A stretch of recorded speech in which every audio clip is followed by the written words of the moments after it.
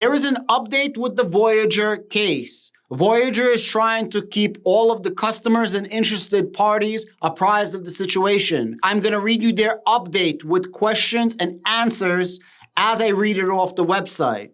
Just be aware, not everybody has Twitter, not everybody has YouTube, not everybody has Reddit, not everybody has Instagram, not everybody takes the time to look at Google. So some information that you might have, another person doesn't have, and next time maybe the information somebody else has, you don't have. If you're hating on the channel and you don't like this information, just move on. But I feel really, really good trying to help some people out and getting the message along because people got their life savings lost. Whether you agree or disagree with what's happening over here, have some sympathy for people that literally have their life savings on the line. Update on customers USD and crypto. Last week, July 5th, 2022, Voyager started a voluntary restructuring process under Chapter 11 to create an efficient path to resume account access and return value to customers. Guys, I'm going to leave a link to this down below so you find it very easy. You can read this on your own. Question, how does the reorganization process impact my cash? Answer, we are working to restore access to USD deposits which belong to customers and will be back to those same customers subject to a reconciliation and forward presentation process. Question, is my money safe and will I get all of it back? Answer, customers' USD is held in a special type of bank account called for benefit of customers. Account at the Metropolitan Commercial Bank of New York. The amount of USD held in the for benefit of customers account is equal to the amount of USD in customers' accounts. USD deposits will be available after a reconciliation and forward prevention process. Question, is the USD in my account FDIC insured? Answer, yes, USD in your Voyager cash account is held at MCB and is FDIC insured. That means you are covered in the event of MCB's failure, up to a maximum of $250,000. However, FDIC insurance does not protect against the failure of Voyager. But to be clear, Voyager does not hold customers' cash, and the cash is held at MCB. A couple of videos ago, I heard a lot of people give me comments and a lot of hell saying, stop fudding, our money is FDIC insured. And yes, your money is FDIC insured, but not in this situation. If Voyager tanks or goes under, your money is not FDIC insured. However, if the bank where your money is held goes under, then your money is FDIC insured. So in short, yes, technically you are FDIC insured, but no, under no circumstances does Voyager going bankrupt insure your money and makes your money safe. Let's just be clear on that. Question, why did your website change the way it talked about FDIC insurance? Guys, I never read this before. This is the first time I'm reading this. So Voyager worked with the FDIC in early 2021 and again in 2022 to update and clarify the language on the website. Please also see Voyager's customer agreement, which provides further details on the regulatory treatment of cash. And they just said that they updated it, but the reason they're doing this is because everybody was under the false pretenses, a huge miscommunication, a misconception that Voyager kind of bestowed on its customers that FDIC insurance covers all of your deposits from Voyager going bankrupt. If anything happened to Voyager, you get your money back. That's not the case, and that's why they changed the wording. And that's also why they're being investigated by the FDIC. Now, pure disclaimer to keep myself safe, allegedly, that's how I understand it. Just my opinion. I'm not a financial advisor, purely entertainment education at best. Do your own research and read this for yourself. That's my interpretation. Next, what will happen to the crypto in my account? Voyager currently has approximately $1.3 billion of crypto assets on its platform, plus claims against Three Arrows Capital of more than $650 million. Guys, I made a video about Three Arrows Capital.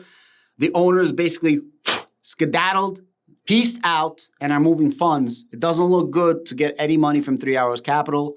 I'm not fear-mongering, I'm not fudding, and I'm gonna leave a link to the video at the end of this video. You should definitely watch it. So yeah, Three Arrows Capital owes $650 million to Voyager. They also owe over $1 billion to a bunch of other different platforms, and I'm not sure if Voyager is gonna be collecting on that money or even partially on that money. Under Voyager's proposed reorganization plan that was presented on Friday, which is subject to change and requires court approvals, customers will receive a combination of the following with the ability to select the portion of crypto and common equity they receive subject to certain maximum thresholds. Pro rata shares of crypto, pro rata shares of proceeds from the 3AC recovery, pro rata shares of common shares in the newly organized company, pro rata shares of existing Voyager tokens. And in case you're wondering what pro rata stands for, pro rata is a short for proportional, which is in proportion to or a portion of an overall value, which means you're going to get your share of the crypto, you're going to get your share of 3AC recovery, you're going to get your share of the new company,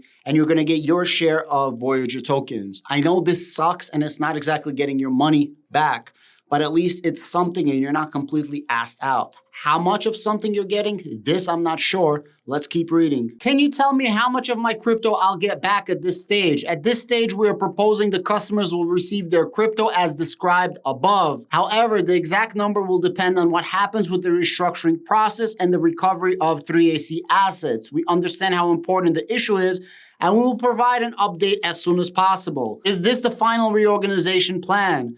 The plan is subject to change, negotiations with customers, and ultimately a vote. In Voyager's case, customers are primary creditors and will have an opportunity to vote on the proposed plan of reorganization. We put together a restructuring plan that will preserve customers' assets and provide the best opportunity to maximize value. In addition, the company is pursuing various strategic alternatives to evaluate the value of the standalone company compared with a third-party investment of or sale. That last statement is really hard. That means maybe somebody's going to buy them, maybe they're going to merge with somebody, and maybe there's a different alternative. Because if somebody is going to buy them out or merge with them, maybe they're going to put up all the collateral to make the customers whole.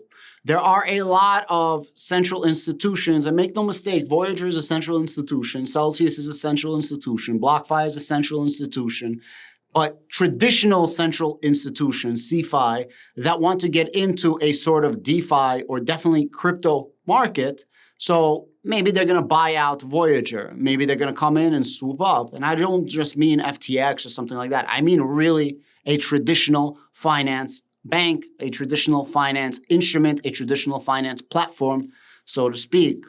Guys, there's hope because they have an open line of communication. Now, I know a lot of people are going to say, Adam, this is garbage, this is trash, this is caca, this is no update, we already knew this. Well, some people knew, some people don't know. But it's very important that they're keeping an open line of communication and open dialogue. Look at what's happening with Celsius. It's been like a month or so, and still nothing. Literally, the only thing they said is, yeah, we'll get back to you. Something like this, right? So it's extremely positive that they're actually responding, that they're actually giving information, that they're actually going to court, and there are all of these updates. In terms of being shareholders of stock, right? Because you have customers, you have shareholders, and you have people that invested in Voyager token. The shareholders, if there's a new company, and I'm not an expert in this, I'm telling you this firsthand, it would make sense that the old shareholders have to be somehow bought out. They can't just lose their shares and new shares are going to be issued. Why? The people on the board right now, the CEO, directors, they all have old shares. You can't just gift new shares to the directors while the people that have old shares, like the regular shareholders, like myself and a lot of other people, are not going to get anything, no type of compensation. If I'm not mistaken, when Hertz went bankrupt, they reorganized and the share ticker symbol changed. The name of the ticker symbol changed. I'm not 100% certain. I'm just talking off the top of my dome. So there is a lot of hope if you have tokens, if you have money in Voyager, and if you have shares of Voyager. Guys, I don't think Voyager is ever going to come to where it was before. However, there is an ability for Voyager to grow in the future, especially if somebody does buy them out, somebody with a very shiny name, somebody that has a lot of marketing, and somebody that has a strong financial backing that people are going to be confident in investing in. And they're going to be like, yo, listen, Voyager messed up. We came in. The model is awesome. We have a lot of money. This is never going to happen again. And let's say a financial institution is going to put up some insurance policy on your deposits, right? I'm just giving you for an example. Let's say there's $1 billion worth of deposits in Voyager. What if a financial institution is going to say, hey, we have an insurance policy taken out and we're kind of like a FDIC, right? I'm using the term loosely, but you understand what I mean. Well, then people are going to be very confident to invest in Voyager. Don't forget, People are very short-sighted. They see what's in front of them. In the long run, people are going to forget about this. If Voyager survives in 6 months, a year from now, 6 years from now, if this happens, no one's going to remember this. It's going to be a blip in the road. I'm telling you, that's the way it works. You might think I'm crazy, but that's the way it works. So there is a lot of hope in any scenario that you are with Voyager. I'm not saying that the odds are for you, but you probably will get some type of reconciliation, some type of shares, some type of debt, some type of settlement on your deposit. So not all hope is lost. And it's possible you will be made 100% whole if somebody buys up Voyager, and that's in the bylaws. Because if somebody wants to do business in the future, it would make sense that you made the customer's deposits whole, because nobody's going to invest in you if you bought out Voyager, but you don't give the money back to people that invested in Voyager or with Voyager. Please subscribe to my channel if you like this type of information. I know a lot of channels talk about crypto, but very few people actually knows what the heck is going on with crypto, and I would appreciate the subscribe. And if you subscribe, hit me up in the comments down below, and I'll respond to your comment in return for the subscribe and say thank you very much for subscribing to The Adam Bergman Show. You guys have a great day, and keep hope alive. Peace.